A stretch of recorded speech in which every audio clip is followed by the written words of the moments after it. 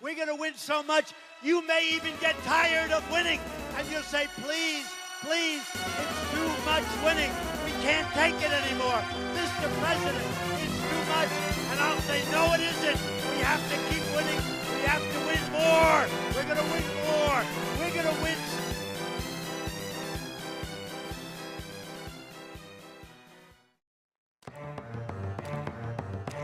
Has President Trump just signed the economy's death warrant? The question hangs heavy in the air, a suffocating miasma of doubt and fear. His latest decree, a sweeping set of tariffs on imports, has sent shockwaves through the global market. This is not a drill. The financial world is reeling, analysts scrambling for answers in the face of potential catastrophe. Is this the beginning of the end? The markets have spoken, and their verdict is grim.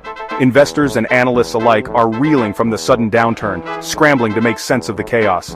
The financial world is in turmoil, and the ripple effects are being felt far and wide.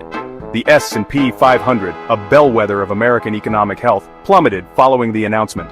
This index, which tracks the performance of 500 of the largest companies listed on stock exchanges in the United States, is often seen as a barometer for the overall health of the economy. Its sharp decline is a clear signal that trouble is brewing. The numbers paint a stark picture, a portrait of an economy on the brink. Analysts are warning that this could be just the beginning of a more prolonged downturn. The red lines on the graphs are not just numbers, they represent lost jobs, shuttered businesses, and shattered dreams. The financial sector is bracing for impact, with banks and investment firms preparing for a wave of defaults and bankruptcies. The uncertainty is palpable, and the fear is real. The impact is not limited to Wall Street. Main Street is feeling the pressure too. Small businesses already struggling to stay afloat are now facing an even tougher battle for survival. Goldman Sachs, the titan of Wall Street, predicts a 45% chance of a U.S. recession. Their analysts are closely monitoring economic indicators, and their forecasts are sending shockwaves through the market. The possibility of a recession is no longer a distant threat, it is a looming reality. The possibility hangs over us, a Damocles sword suspended by the thinnest thread. Every new piece of data, every economic report, is scrutinized for signs of impending disaster. The tension is mounting, and the stakes could not be higher. The financial community is on edge, with every decision carrying the weight of potential catastrophe. The sense of impending doom is almost tangible. The uncertainty is causing panic among investors, leading to a sell-off that only exacerbates the problem. The market is caught in a vicious cycle of fear and reaction. JPMorgan, another giant in the financial world, paints an even bleaker picture. Their analysts are forecasting a more severe downturn, with a higher probability of a prolonged recession. The implications of their predictions are dire, and the market is reacting accordingly. They estimate a 60% risk of a global recession, a synchronized downturn that could devastate economies worldwide. The interconnectedness of the global economy means that no country is immune. The ripple effects could lead to a cascade of economic failures, affecting millions of lives. This is not a drill. The warnings are clear, and the time to act is now. Policymakers and financial leaders must take decisive action to mitigate the impact and steer the economy away from the brink. The stakes are too high to ignore. The decisions made in the coming days and weeks will shape the future of the global economy for years to come. The world is watching, and the clock is ticking. The actions we take now will determine whether we can avert disaster, or if we will be plunged into a deep and lasting recession. Tariffs, in essence, are taxes on imported goods. They are the government's way of making foreign products more expensive, tilting the playing field in favor of domestic industries. But these tariffs, these seemingly innocuous taxes, have the potential to unravel the delicate fabric of global trade. Imagine this: the clothes you wear, the electronics you use, the food you eat, all becoming more expensive. That's the stark reality of tariffs. Section 4. Echoes of the past. History, they say, repeats itself. And in the realm of economics, this adage rings truer than ever. The patterns of the past often resurface, sometimes in eerily similar ways, reminding us of the lessons we should have learned. The specter of the 1930s, the decade that witnessed the Great Depression, looms large. It was a time of unprecedented economic hardship, where millions found themselves out of work and struggling to make ends meet. The images of bread lines and soup kitchens are etched into the collective memory of a generation. The Smoot-Hawley Tariff Act, a disastrous piece of legislation passed in 1930, serves as a chilling reminder of the devastation that protectionist policies can unleash. Intended to protect American businesses, it instead led to a trade war that exacerbated the economic downturn. Countries around the world retaliated with their own tariffs, leading to a significant drop in international trade. The economic isolationism it promoted only deepened the global depression, showing how interconnected the world's economies had already become.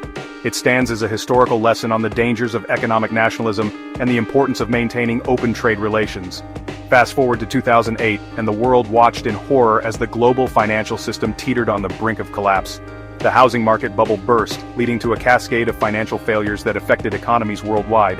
Banks that were deemed too big to fail found themselves on the verge of bankruptcy, requiring unprecedented government intervention. The interconnectedness of the global economy was laid bare, a stark reminder that we are all in this together. The crisis highlighted how financial systems across the world are deeply intertwined, and how the failure of one major economy can have ripple effects across the globe. The 2008 financial crisis underscored the need for international cooperation and regulation to prevent such a catastrophe from happening again. As we move forward, it is crucial to remember the lessons of the past, to avoid the pitfalls of protectionism, and to work collaboratively to ensure a stable and prosperous global economy. Section 5. A global trade war. Trump's tariffs have ignited a firestorm of controversy, with many experts warning of a potential trade war. The tariffs, aimed at protecting American industries, have instead sparked fears of economic retaliation from other nations.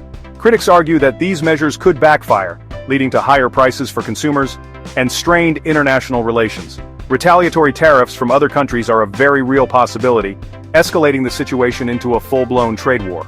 Countries like China, Canada, and the European Union have already hinted at imposing their own tariffs in response. This tit-for-tat strategy could disrupt global supply chains, affecting everything from electronics to agriculture. Imagine a world where countries erect barriers to trade, where goods become scarce and expensive, where economies crumble under the weight of protectionism. The ripple effects could be catastrophic, leading to job losses, inflation, and a decline in the standard of living. Small businesses which rely on imported goods could be particularly hard hit. This is not a hypothetical scenario, it's a very real danger, a danger that could have devastating consequences for everyone. Financial markets could become volatile, and investor confidence could plummet. The uncertainty could stifle economic growth and innovation, making it harder for new businesses to thrive. The stakes are incredibly high. Policymakers must tread carefully to avoid triggering a global economic downturn. International cooperation and dialogue are crucial to finding a balanced solution that protects national interests without harming the global economy. The world is watching closely, hoping for a resolution that will prevent the worst-case scenario. The future of global trade hangs in the balance, and the actions taken today will shape the economic landscape for years to come. Section 6. The high cost of protectionism. The proponents of protectionism argue that tariffs are necessary to protect American jobs and industries. But this argument ignores the fundamental realities of economics. Tariffs, while they may benefit a select few industries in the short term, ultimately harm the economy as a whole. They lead to higher prices for consumers, reduced competition, and slower economic growth.